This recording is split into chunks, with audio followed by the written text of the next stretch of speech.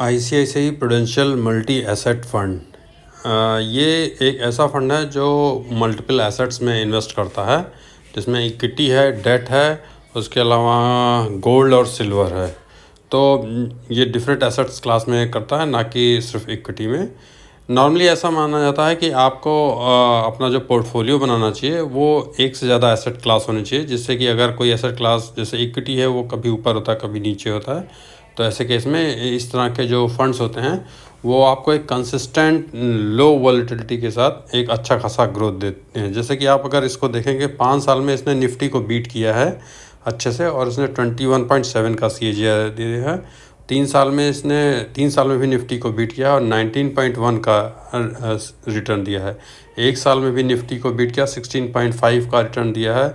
6 month में भी beat किया है, 3.5% का दिया है। 1 मंथ में भी बीट किया 1.5।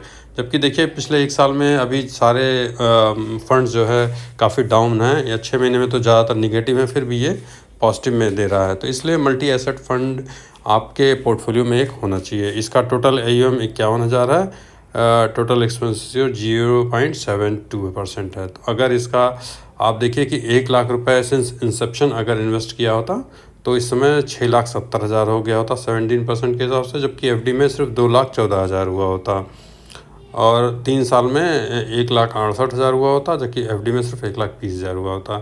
तो इस हिसाब से ये काफ़ी सही फंड होते हैं। जैसे इनके कैश ये इसकी होल्डिंग्स हैं, cash, offset, traps, ICICI bank, Maruti Suzuki, Nifty 50 index, reverse repo, HDFC bank. देखिए ये ICICI का सिल्वर ETF भी है। तो मतलब स्टॉक्स भी हैं, ETFs भी हैं, सिल्वर और गोल्ड सबके।